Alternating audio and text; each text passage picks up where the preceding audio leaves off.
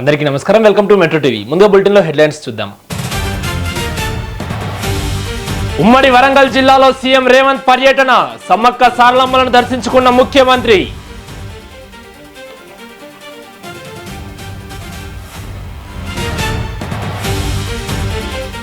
రేపు తెలంగాణ బీజేపీ కీలక సమావేశం, క్షేత్రస్థాయిలో పార్టీ బలోపేతంపై చర్చ.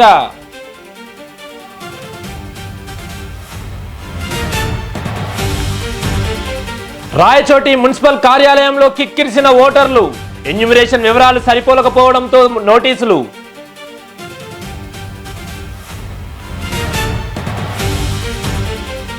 అలల ఉధృతికి సముద్రంలోకి కొట్టుకుపోయిన మహిళ, వెంటనే స్పందించి రక్షించిన లైఫ్ గార్డ్స్.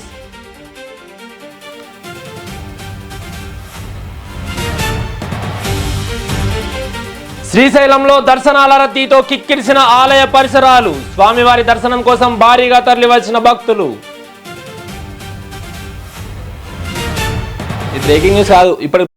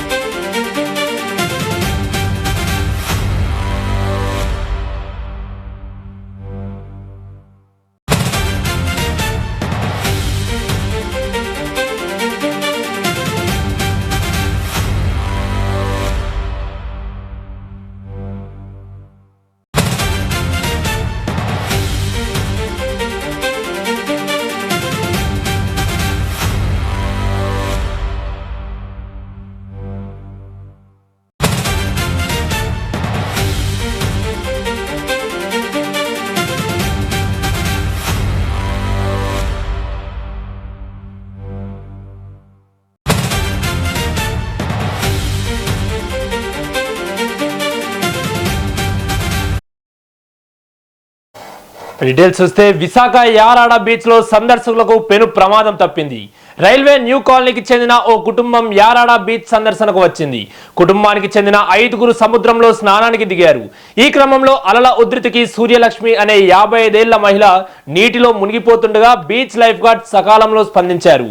కదిరి లావరాజు, నొల్లి వీర్రాజు, చుట్టూరు శ్రీను, కదిరి వెంకటేష్ కలిసి మహిళను సురక్షితంగా ఒడ్డుకు తీసుకొచ్చారు. దీంతో కుటుంబ సభ్యులు ఊపిరి పీల్చుకున్నారు.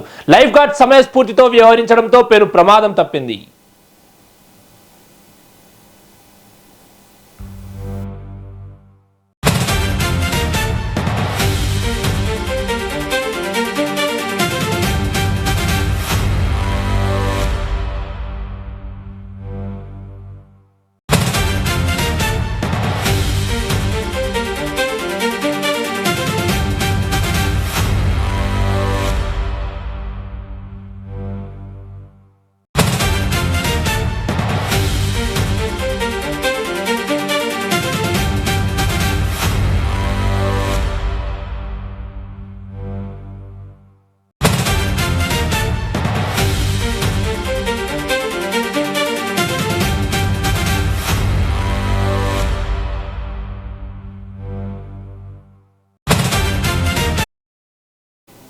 పంద్రగస్టు ప్రసంగంలో ప్రధాని మోదీ చేసిన దిమాగి నక్సల్స్ వ్యాఖ్యలు రాజకీయంగా తీవ్ర చర్చకు దారితీశాయి. అడవుల్లో ఆయుధాలు పట్టుకున్న నక్సలిజాన్ని అణిచివేశామని, మావోయిస్టు భావజలం ఉన్న మేధావులు ఇంకా ఉన్నారని ప్రధాని అన్నారు. దేశాన్ని ముందుకు తీసుకెళ్లాలంటే వారిని గుర్తించి ఒంటరి చేయాల్సిన అవసరం ఉందని ప్రసంగించారు. మోదీ వ్యాఖ్యలపై కేంద్ర మంత్రి కిరణ్ రిజిజు స్పందిస్తూ ప్రధాని ప్రతిపక్ష నేతలను దిమాగి నక్సల్స్ అనలేదని స్పష్టం చేశారు. దిమాగి నక్సల్స్ అంటే 3 లక్షణాలు ఉన్నవాళ్ళు అన్నారు. 1 మావోయిస్టులకు మద్దతు ఇస్తూ భారత రాజ్యాంగాన్ని తిరస్కరించేవారు. 2 వేర్వేరు అండగా నిలుస్తూ ఆర్టికల్ 370కి మద్దతు ఇచ్చేవారు. 3 ఈశాన్య రాష్ట్రాలను భారత్ నుంచి వేరు చేసేలా చికెన్ నెక్ ను కట్ చేయాలని భావించేవాళ్ళు అంటూ ట్వీట్ చేశారు. మరోవైపు మాజీ మంత్రి కాంగ్రెస్ సీనియర్ నేత చిదంబరం రిజిజు వ్యాఖ్యలకు వ్యంగ్యంగా స్పందించారు. నేను దిమాగి నక్సల్ గా ఉండటానికి గర్విస్తున్నా అంటూ సోషల్ మీడియాలో పోస్ట్ చేశారు. దీంతో బీజేపీ కాంగ్రెస్ మధ్య ఈ అంశంపై మాటల యుద్ధం ముదురుతోంది.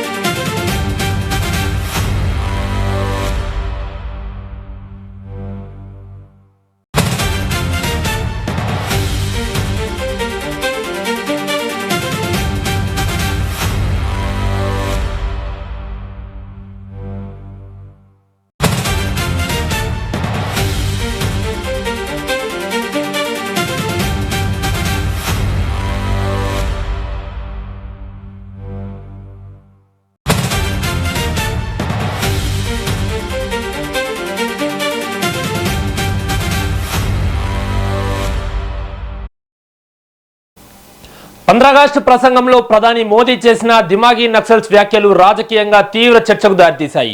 అడవుల్లో ఆయుధాలు పట్టుకున్న నక్సలిజాన్ని అణిచివేశామని, మావోయిస్టు భావజాలం ఉన్న మేధావులు ఇంకా ఉన్నారని ప్రధాని అన్నారు. దేశాన్ని ముందుకు తీసుకెళ్లాలంటే వారిని గుర్తించి ఒంటరిని చేయాల్సిన అవసరం ఉందని ప్రసంగించారు. మోదీ వ్యాఖ్యలపై కేంద్ర మంత్రి కిరణ్ రిజిజు స్పందిస్తూ ప్రధాని ప్రతిపక్ష నేతలను దిమాగీ నక్సల్స్ అనలేదని స్పష్టం చేశారు. దిమాగీ నక్సల్స్ అంటే 3 లక్షణాలు ఉన్నవాళ్ళన్నారు. 1 మావోయిస్టులకు మద్దతు ఇస్తూ భారత రాజ్యాంగాన్ని తిరస్కరించేవారు. 2 వేర్పాటువాదులకు అండగా నిలుస్తూ ఆర్టికల్ 370కి మద్దతు ఇచ్చేవారు. ఇక 3 ఈశాన్య రాష్ట్రాలను భారత్ నుంచి వేరు చేసేలా చికెన్ నెక్ కట్ ను చేయాలని భావించేవాళ్ళు అంటూ ట్వీట్ చేశారు. మరోవైపు మాజీ మంత్రి కాంగ్రెస్ సీనియర్ నేత చిందరం రిజిజు వ్యాఖ్యలకు వ్యంగ్యంగా స్పందించారు. నేను దిమాగీ నక్సల్ గా ఉండడానికి గర్విస్తున్నా అంటూ సోషల్ మీడియాలో పోస్ట్ చేశారు. దీంతో బీజేపీ కాంగ్రెస్ మధ్య ఈ అంశంపై మాటల యుద్ధం ముదురుతోంది.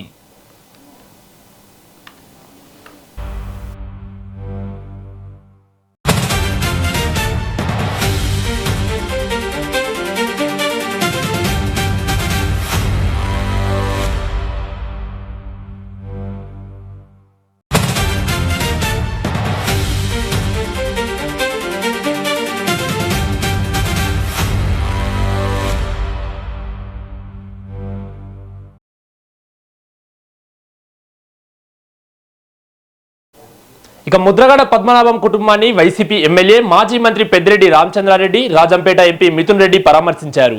ముద్రగడ పద్మనాభం చిత్రపటానికి పూలమాలలు వేసి నివాళులర్పించారు. అనంతరం ఆయన కుమారులు సతీమణిని పరామర్శించి సానుభూతి తెలిపారు. ముద్రగడ మరణం కుటుంబానికే కాకుండా మిత్రులందరికీ తీరని లోటని అన్నారు. ముద్రగడ మంత్రిగా ఉన్నప్పటి నుంచి తమకు మంచి సంబంధాలు ఉన్నాయని గుర్తు చేశారు. తిరుపతికి ఎప్పుడు వచ్చినా తనను కలవకుండా ఉండేవారు కాదని తెలిపారు. ముద్రగడ కుటుంబ శ్రేయస్సు కోసం తామంతా కృషి చేస్తామని పెద్దిరెడ్డి రామచంద్రారెడ్డి హామీ ఇచ్చారు. పద్మనాభం గారి మరణం వారి కుటుంబానికే కాదు, వారి మిత్రులందరికీ కూడా చాలా తీరని లోటు. ఆ క్రమంలోనే నేను కూడా వారితో శాసనసభ్యుడిగా, వారి మంత్రిగా ఉన్నప్పుడు కూడా నేను శాసనసభ్యుడిని. మరి వారితో చాలా దగ్గర సంబంధాలు ఉండేటివి. వారు కూడా ఎక్కువ గౌరవం ఇచ్చేవారు. ఎప్పుడు వారు తిరుపతికి వచ్చినా నన్ను కలవకుండా వచ్చేవారు కాదు. మరి ఆ సంబంధాలు ఆయన ఇంకా వైఎస్ఆర్ కాంగ్రెస్ పార్టీలోకి వచ్చిన తర్వాత ఇంకా ఎక్కువ బలపడినాయి. మరి ఈరోజు వారు మరణించారని బాధ కలిగేదే కాకుండా, నేను అప్పుడు కూడా మాల్లో ఉన్నాను కాబట్టి వారి మరణం సమయంలో కానీ లేదా తర్వాత వారి దినం అంటే ఏమంటారు, దినాలు అంటారా, సంతాపం సమయంలో కానీ రాలేకపోయాను, రాకూడదని. మరి ఈరోజు రావడం జరిగింది, చాలా బాధగా ఉంది. తప్పనిసరిగా వారి కుటుంబానికి ఇది తీరని లోటు. ఆ లోటు మేమెవరు కూడా పూడ్చలేంది. అయినా కూడా మా వంతు వారి కుటుంబ శ్రేయస్సు కోసం తప్పనిసరిగా కృషి చేస్తామని చెప్పి ఈ సందర్భంగా నేను తెలియజేస్తా ఉన్నాను. పద్మనాభం గారి మరణం వారి కుటుంబానికే కాదు, వారి మిత్రులందరికీ కూడా చాలా తీరని లోటు. ఆ క్రమంలోనే నేను కూడా వారితో శాసనసభ్యుడిగా, వారి మంత్రిగా ఉన్నప్పుడు కూడా నేను శాసనసభ్యుడిని. మరి వారితో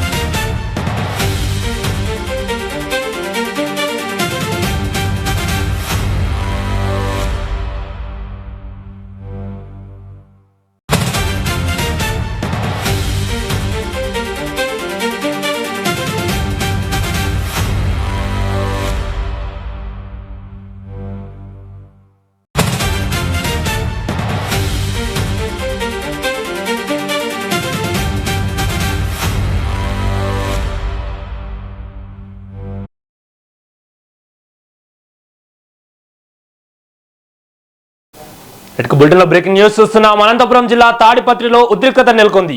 టీడీపీ నేత సంజీవ్ రెడ్డి కుమారుడి పెళ్లికి జేసీ ప్రభాకర్ రెడ్డితో పాటు వైసీపీ నేతలు కూడా హాజరయ్యారు. మురళిని పెళ్లిలో నుంచి వెళ్లిపోవాలని సంజీవ్ రెడ్డిపై జేసీ ఆగ్రహం వ్యక్తం చేశారు.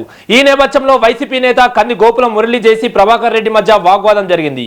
జేసీ ప్రభాకర్ రెడ్డి మురళి మధ్య మాట పెరగడంతో ఘర్షణ జరిగింది. టీడీపీ నేతలు వైసీపీ నాయకులు పరస్పరం దాడి చేసుకున్నారు. ఇక ఇదే అంశానికి సంబంధించి మరింత సమాచారం మా ప్రతినిధి మధు అందిస్తారు. ఎస్ మధు, చెప్పండి. అక్రమ్, తాడిపత్రిలో రోజు రోజుకి ఉధృత పరిస్థితి నెలకొంటుంది. ఈ రోజు జేసీ ప్రభాకర్ రెడ్డి టీడీపీ నేత సంజీవ్ రెడ్డి కుమారుని వివాహానికి హాజరయ్యారు. ఆ వివాహానికి హాజరైన సందర్భంలో జేసీ ప్రభాకర్ రెడ్డి సంజీవ్ రెడ్డి బ్రదర్ అంటే సోదరుడు శ్రీరామ్ రెడ్డి అక్కడికి రావడంతో ఆగ్రహానికి గురైన జేసీ ప్రభాకర్ రెడ్డి తీవ్ర వాగ్వాదం చేశారు.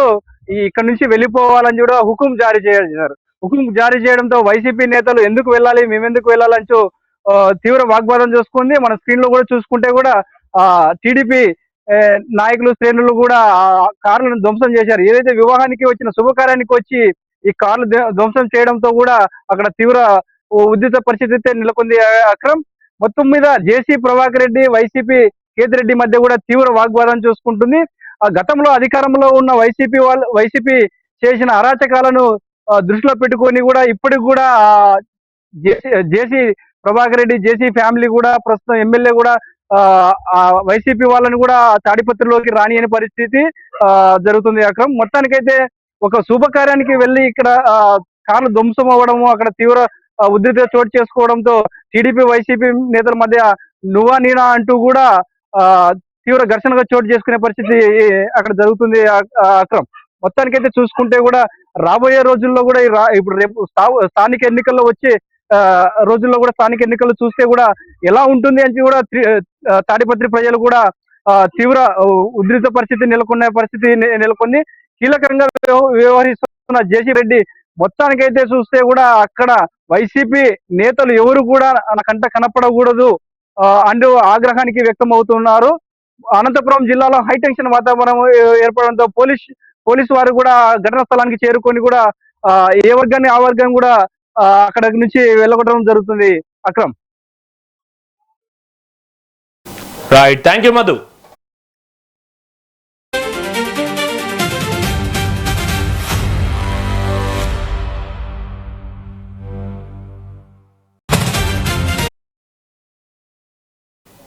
ములుగు జిల్లాలో ముఖ్యమంత్రి రేవంత్ రెడ్డి పర్యటిస్తున్నారు. లైవ్ చూద్దాం.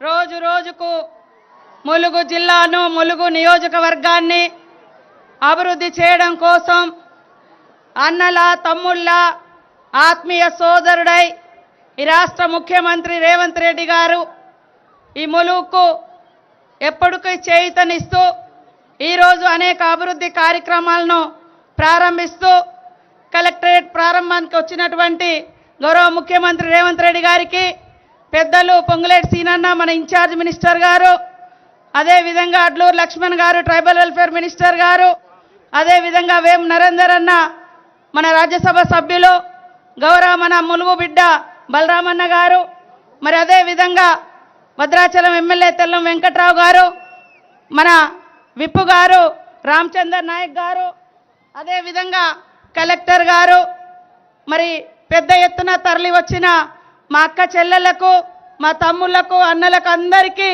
పేరు పేరున హృదయపూర్వక స్వాగతం, సుస్వాగతం. ఈరోజు మనము అనేక సందర్భాల్లో విన్నాం, ములుగు అంటే అడవులు, నిరక్షరాస్యులు, మరి అదేవిధంగా అభివృద్ధి ఉండదని. కానీ ప్రజా ప్రభుత్వం, ఇందిరమ్మ ప్రభుత్వం, రేవంత్ రెడ్డి గారి పాలన వచ్చిన కాడ నుంచి ప్రతి ప్రాంతానికి, ప్రతి గడపకు అభివృద్ధి, సంక్షేమాన్ని మరి రెండు కళ్ళలాగా తీసుకెళ్తూ ఈ మారుమూల ప్రాంతాన్ని కూడా మరి హైదరాబాద్తో పోటీ పడేలాగా విద్యలో కానీ, వ్యవసాయంలో కానీ, అభివృద్ధిలో కానీ, మా అక్క చెల్లెలకు ఇచ్చే మరి అనేక సంక్షేమ పథకాలతో కానీ మరి ముందుకు తీసుకెళ్తున్నందుకు ఒక మరి రక్తం పంచుకొని పుట్టకున్నా ఎంతో ప్రేమతో, ఆత్మీయతతో మాకు ఈ అవకాశాన్ని ఇచ్చి మరి ములుగును అన్ని రంగాల్లో అభివృద్ధి చేస్తున్నందుకు, చేయితనిస్తున్నందుకు రేవంత్ అన్న గారికి ప్రత్యేక ధన్యవాదాలు. ఇప్పుడే మనము మరి సమ్మక్క సార్లమ్మ సన్నిధికి వెళ్ళినాం. అక్కడ చూడతరమా అనే విధంగా, ఎవరు ఊహించుకోని విధంగా మరి సమ్మక్క సార్లమ్మ సన్నిధిని తీర్చిదిద్ది మరి ఒక సంవత్సరంలో 3 సార్లు వచ్చిన ముఖ్యమంత్రి ఈ సమ్మక్క సార్లమ్మ సన్నిధికి ఎవరైనా ఉన్నారంటే మన రేవంత్ అన్న గారు. కాబట్టి ఈరోజు ఇంకా అభివృద్ధి చేయడానికి, చేయితనివ్వడానికి మరి ఈరోజు మనకు ఈ రకంగా రావడం మనస్ఫూర్తిగా మరి జీవితంలో మర్చిపోలేనటువంటి ఆప్యాయతాన్ని కూడా ఈ సందర్భంగా తెలియజేస్తా ఉన్నాను. కొంతమంది ఈరోజు కలెక్టరేట్ గురించి మాట్లాడుతున్నారు. అయ్యా, ఈ నాయకుడు ఆనాడు ఈ మన రేవంత్ రెడ్డి గారు, స్వర్గీయ నల్లెల కుమారస్వామి గారు జేఏసీగా ఏర్పడి మేమందరం ములుగు జిల్లా కోసం 8 సంవత్సరాలు పోరాడితే ఈరోజు 33వ జిల్లాగా ఇచ్చిర్రు. అది కూడా ఈ నాయకుడు మన రేవంత్ అన్న ఆ రోజు వర్కింగ్ ప్రెసిడెంట్గా దీక్షకు, ధర్నాలకు వచ్చి ఈ జిల్లా, అదేవిధంగా మల్లంపల్లి మండలం వీళ్ళు ఇయ్యకుంటే మన ప్రభుత్వం వస్తుంది, నేను ఇస్తా అని చెప్పిండు. ఆ భయంతో మీరిచ్చి ఎన్నికల ముందు మాత్రమే శంకుస్థాపన చేసిరు తప్ప మరి నిధులు కానీ, కట్టడాలు కానీ లేకుండా వాళ్ళు కడితే మేము కలరేసుకుంటున్నాం. ఇంత నిస్సిగ్గుమైనటువంటి అబద్ధాలు అవసరమా? కలరేసుకున్నది మేము కాదు, కలరింగ్ ఇచ్చేది మీరు. ఈరోజు తలాపున గోదావరి ఉంటే కనీసం చుక్క నీళ్ళు ఇయ్యలే మాకు. ఇదే సీఎం రేవంత్ రెడ్డి గారు మరి సమ్మక్క సన్నిధిలో అటు లిఫ్ట్, పొట్లాపురం లిఫ్ట్ కానీ, రామప్పను లక్నవరాన్ని అనుసంధానం చేయడానికి కానీ దాదాపుగా 200 కోట్లు ఇచ్చినటువంటి ఘనత. ఈరోజు పిల్లలకు young India school, nursing college, కేవలం మీరు మెడికల్ కాలేజ్, కలెక్టరేట్ అని చెప్పేది శంకుస్థాపనలు, జీవోలు ఇచ్చిపోయారు తప్ప మరి 10 ఏళ్లలో మాకు చేయలేదు నాయనా. కేవలం నన్ను ఓడించడం కోసం 100 కోట్లతో పాటు మరి ఇవన్నీ ఎన్నికల ముందు స్టార్ట్ చేసిన స్టంటులు మాత్రమే. కానీ ఇవాళ ప్రజా అభివృద్ధి కోసం, ములుగు అభివృద్ధి కోసం ఈ ములుగు బిడ్డగా, ఆడబిడ్డగా, ములుగు కన్న బిడ్డగా మరి ఎంతో మనసు పెట్టి పనిచేసుకుంటా అంటే ప్రతినిత్యం విమర్శలు, తప్పుడు కూతలు కూసినోడు ఎవడో నా మీద అన్నోడు బాగుపడలేదు. ఇవాళ మేము చేసిందే చెప్పుకుంటాం, చెప్పుకున్నదే చేస్తాం. ఈరోజు దాదాపుగా 60 కోట్ల రూపాయలు మన ఈ ప్రభుత్వం శాంక్షన్ ఇస్తుంది నిధులు కట్టుకుంటూ వస్తూ. కాబట్టి ఈరోజు మీ అందరికీ ఒకటే విజ్ఞప్తి, రేవంత్ అన్న ప్రభుత్వంలో ప్రతి మహిళ, ప్రతి రైతు, ప్రతి యువకులు, ప్రతి పేదలు ఇవాళ రాష్ట్రంలో ఎక్కడ అత్యధికంగా ఇల్లులు ఇయ్యలే. కేవలం ములుగు నియోజకవర్గానికి మరి రేవంత్ అన్న గారు, పొంగులేటి సీనన్న గారు ఆలోచించి అత్యధికంగా 5,000 ఇల్లులు ఇచ్చినటువంటి ఘనత వారికే దక్కింది. కాబట్టి దయచేసి ఎవరైనా తప్పుడు కూతలు కూస్తే తూర్పున సమ్మక్క సార్లమ్మే చూసుకుంటుంది. నేను తప్పుడు మాటలు మాట్లాడడం లేదు. కాబట్టి మీరందరూ మన ఆత్మీయ సోదరునికి మరి ఘన స్వాగతం పలికినందుకు మీ అందరికీ పేరు పేరున శుభాకాంక్షలు, ధన్యవాదాలు తెలియజేస్తూ ముగిస్తా ఉన్నాను. ఇప్పుడు గౌరవనీయులు పెద్దలు, ఎందుకంటే ఇంకా పర్కాల మీటింగ్ ఉంది, మరి ఆ మీటింగు ఉన్నందున మన ముఖ్యమంత్రి గారే మాట్లాడుతున్నారు. గౌరవనీయులు మన ఆత్మీయ సోదరుడు మొలుగంటే ఆప్యాయత ప్రేమ పంచేటువంటి నాయకుడు. మేము కష్టాలలో ఉన్న కన్నీళ్ళలో ఉన్న కన్నీళ్లు తుడుస్తూ మీకు చేయుతగా నేనున్నా అని ప్రతినిత్యం అధికారం ఉన్నా లేకున్నా పదవులున్నా లేకున్నా మనకు చేయుతనిస్తున్న మన ఆత్మీయుడు, మన అభివృద్ధి ప్రదాత, మన సీఎం గారు రేవంత్ రెడ్డి గారిని మాట్లాడాల్సిందిగా విజ్ఞప్తి చేస్తా ఉన్నాను.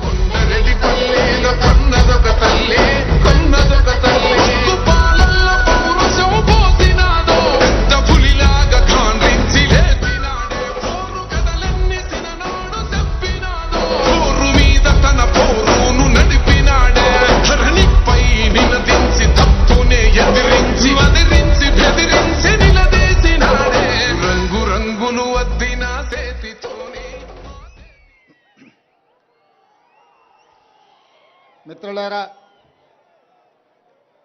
ఈనాడు మీ అభిమాన నాయకురాలు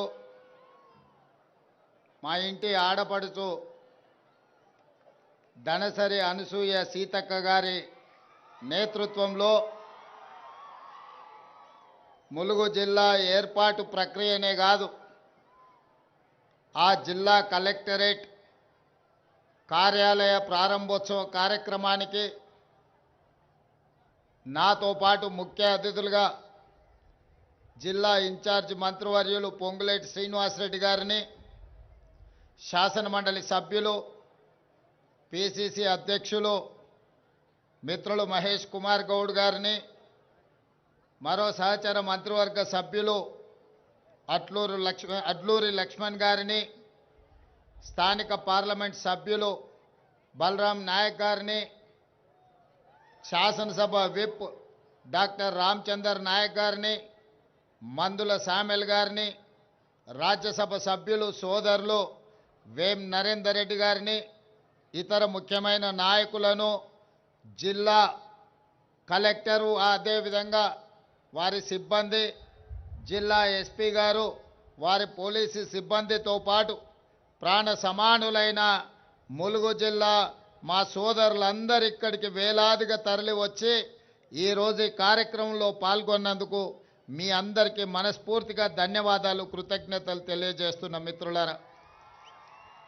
మిత్రులారా, ఆనాడు పిసిసి అధ్యక్షుడిగా పాదయాత్ర మొదలు పెట్టాలి, ప్రజల సమస్యలు తెలుసుకోవాలి, సమస్యల్లో ఉన్న ప్రజలకు ఒక భరోసా విశ్వాసాన్ని కల్పించాలి, ఇందిరమ్మ రాజ్యం వస్తుంది, దళితులు గిరిజనులు ఆదివాసీలకు మేలు జరుగుతుంది అని పాదయాత్ర మొదలు పెట్టాలని ఆనాడు పార్టీ నిర్ణయించింది. వివిధ ప్రాంతాల ప్రతిపాదనలు వచ్చినాయి. తూర్పున ఆదిలాబాదు భద్రాచలం కానీ, లేకపోతే నా సొంత జిల్లా అలంపూర్ అచ్చంపేట కానీ వివిధ ప్రాంతాల నుంచి పాదయాత్ర మొదలు పెట్టాలని ఎంతోమంది అభిమానంతో సూచన చేసినా మేమందరం నిర్ణయించుకొని వేం నరేందర్ రెడ్డి గారు ఇతర నాయకులు అందరం కూర్చొని సమాలోచన చేసి మన ఇంటి ఆడపడుచైన సీతక్క ములుగు సమ్మక్క సారలమ్మ ఆశీర్వాదం తీసుకొని ఈ ప్రాంతం నుంచి పాదయాత్ర మొదలు పెడితే ఇక మనకు తిరుగు ఉండదు, తప్పకుండా పేదల రాజ్యం వస్తుందని ఆనాడు పెద్దలు సూచించడంతో ఈ జిల్లా ఈ ప్రాంతంలోనే పోరాటానికి పౌరుషానికి మారు పేరైన సమ్మక్క సారలమ్మను దర్శించుకొని అక్కడి నుంచే మొట్టమొదటి అడుగు పాదయాత్రని ఇక్కడి నుంచే మొదలు పెట్టడం జరిగింది. ఇక అక్కడి నుంచి వెనుదిరిగి చూడలేదు. రాష్ట్రం నలుమూలలా ప్రజల దగ్గరికి వెళ్ళినాం, ప్రతి గూడానికి ప్రతి గుండెకు చేరినాం, ప్రతి తలుపు తట్టినాం, ప్రతి పేదవాడిని కలిసినాం, వాళ్ళ సమస్యలు తెలుసుకున్నాం, వాళ్ళ సమస్యలకు పరిష్కారం ఇస్తామనే ఒక భరోసాను కల్పించినాం.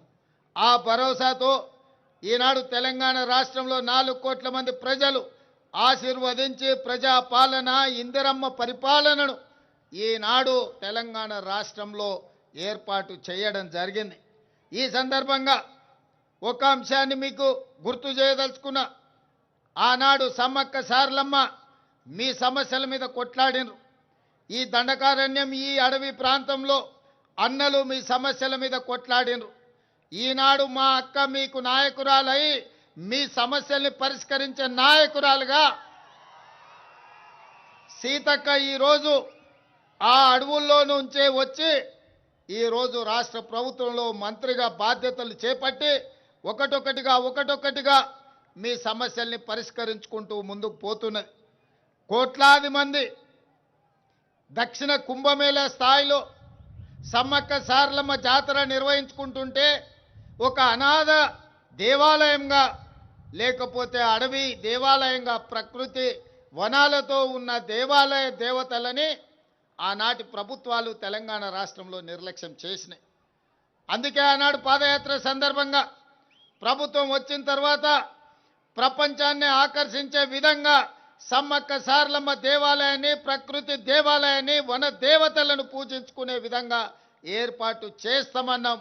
ఈనాడు నాకు సంపూర్ణమైన విశ్వాసం నమ్మకం కలిగింది. ఈరోజు పర్యటన ద్వారా మా మిత్రుడు పొంగులేటి శ్రీనివాసరెడ్డి గారు సీతక్క అహర్నిశలు కృషి చేసి మా అట్లూరి లక్ష్మణ్ గారి సహకారంతో అద్భుతమైన దేవాలయాన్ని ఒక రామప్ప దేవాలయం ఒక 1000 స్తంభాల గుడితో పోటీ పడే విధంగా ఈనాడు సమ్మక్క సారలమ్మ దేవాలయాన్ని పూర్తి చేసుకున్నారు. మనస్ఫూర్తిగా వారికి నేను అభినందనలు తెలియజేస్తున్నా.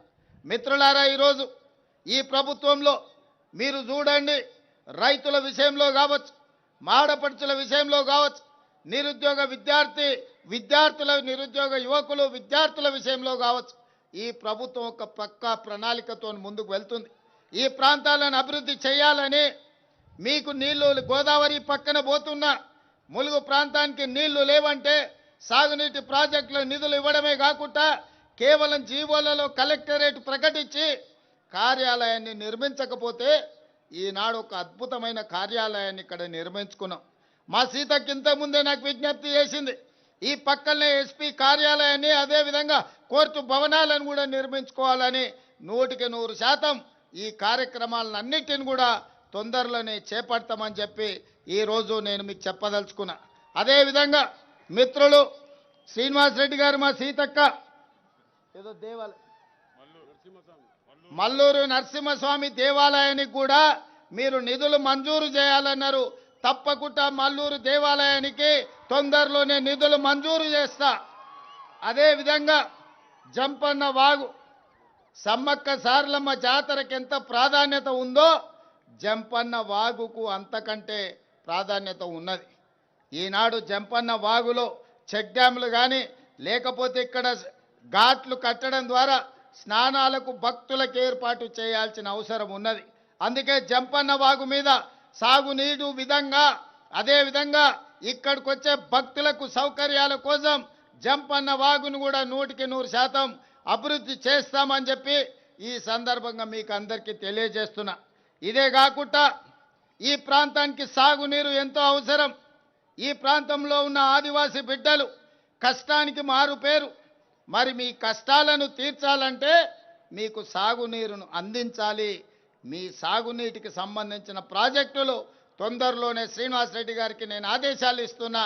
ప్రత్యేక సమీక్ష చేసి ఈ ప్రాంత అభివృద్ధి కోసం ఏమేమి నిధులు కావాలనో సమ్మక్క సారలమ్మ దేవాలయ చుట్టుపక్కల పర్యాటక క్షేత్రంగా ఏ విధంగా అభివృద్ధి చేయాలనో ఈ ములుగు జిల్లాలో సాగునీటి ప్రాజెక్టులకు ఏ విధంగా నిధులు మంజూరు చేయాలనో అదేవిధంగా యంగ్ ఇండియా ఇంటిగ్రేటెడ్ రెసిడెన్షియల్ స్కూలే కాదు, అడ్వాన్స్ టెక్నాలజీ సెంటర్లే కాదు, భవిష్యత్తులో ఇంకా సాంకేతిక పరమైన విద్యను నేర్పడానికి ఈ ప్రాంత నిరుద్యోగ యువకుల కోసము ఏమి కావాలన్నా నిధులు మంజూరు చేద్దాం.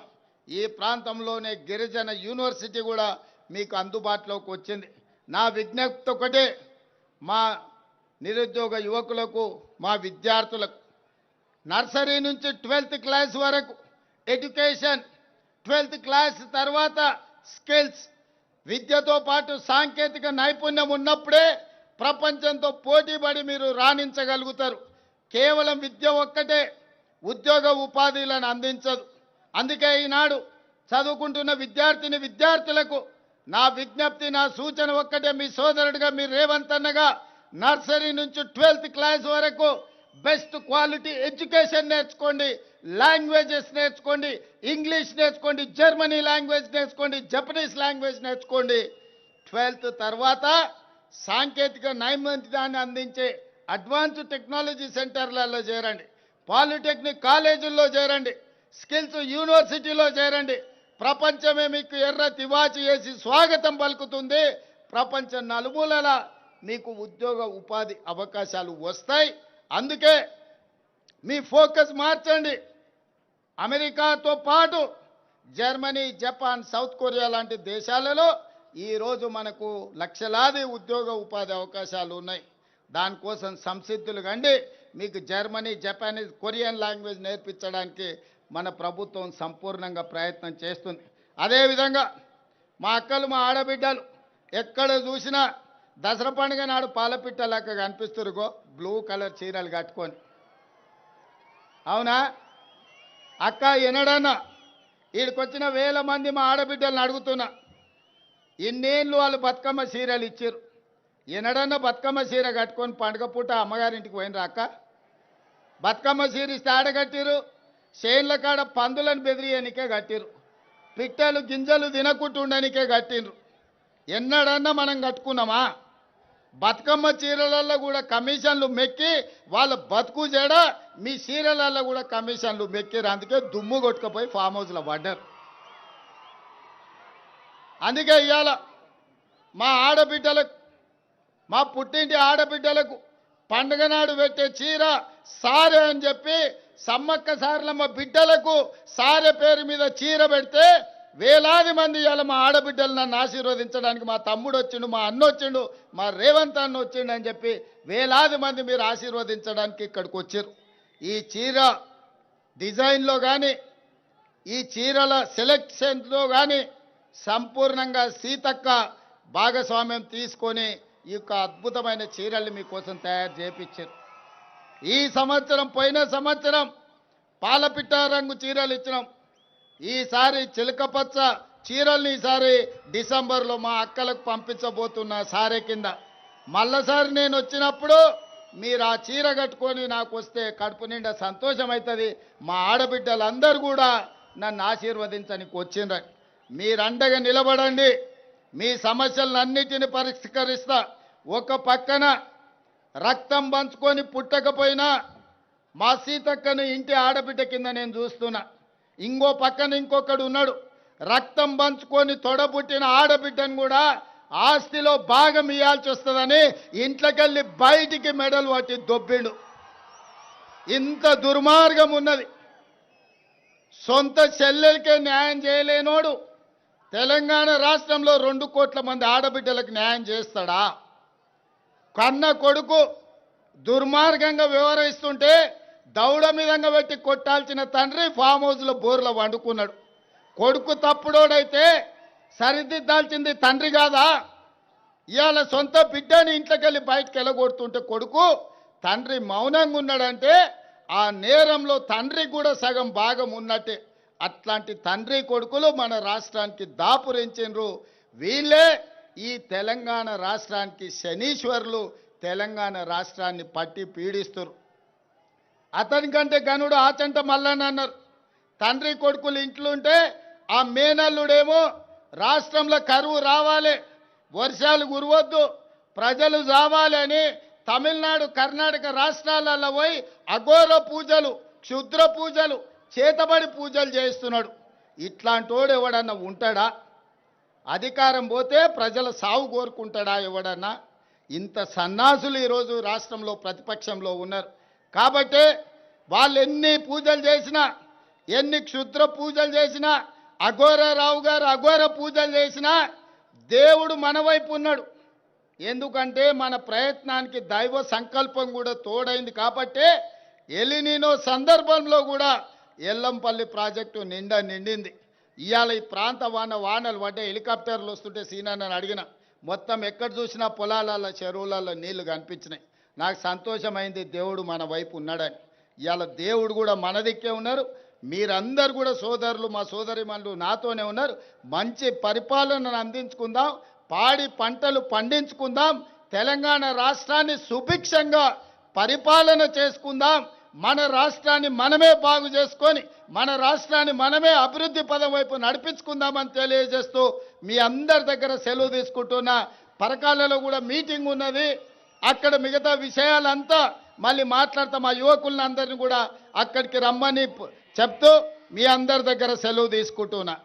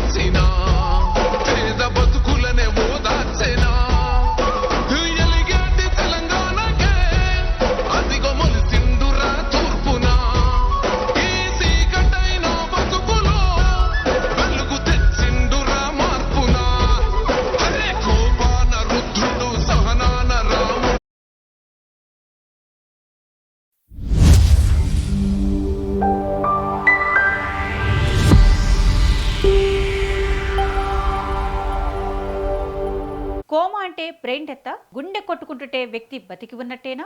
అసలు బ్రెయిన్ డెత్ తర్వాత కూడా గుండె ఎందుకు కొట్టుకుంటుంది? మన ఆప్తుల ప్రమాదం, స్ట్రోక్ లేదా తీవ్రమైన అనారోగ్యం కారణంగా అపస్మారక స్థితిలోకి వెళ్ళినప్పుడు కుటుంబ సభ్యులను వెంటాడే ప్రశ్నలు ఇవే. వైద్యులు కోమా, బ్రెయిన్ డెత్ అనే పదాలు ఉపయోగించినప్పుడు చాలా మందికి రెండు ఒకటేనని అనిపిస్తుంది. కానీ వైద్యపరంగా ఈ రెండింటి మధ్య చాలా కీలకమైన తేడా ఉంది. కోమాలో ఉన్న వ్యక్తి మెదడులో కొంత కార్యకలాపం కొనసాగుతూ ఉండవచ్చు. కొన్ని సందర్భాల్లో చికిత్సతో కోలుకునే అవకాశం కూడా ఉంటుంది. కానీ బ్రెయిన్ డెత్ అంటే మెదడు, బ్రెయిన్ స్టెమ్ పనితీరు పూర్తిగా శాశ్వతంగా ఆగిపోయిన పరిస్థితి. మరి కోమా అంటే ఏంటి? బ్రెయిన్ డెత్ను వైద్యులు ఎలా నిర్ధారిస్తారు? గుండె ఎందుకు కొట్టుకుంటుంది? అవయవదానానికి ఈ తేడా ఎందుకంత కీలకం? ఆ విషయాలను ఇప్పుడు వివరంగా తెలుసుకుందాం. తీవ్ర అనారోగ్యం, రోడ్డు ప్రమాదం, బ్రెయిన్ స్ట్రోక్, తీవ్రమైన మెదడు గాయం లేదా మెదడుకు తగినంత ఆక్సిజన్ అందకపోవడం వంటి కారణాలతో కొంతమంది వ్యక్తులు అపస్మారక స్థితిలోకి వెళుతుంటారు. ఈ సమయంలో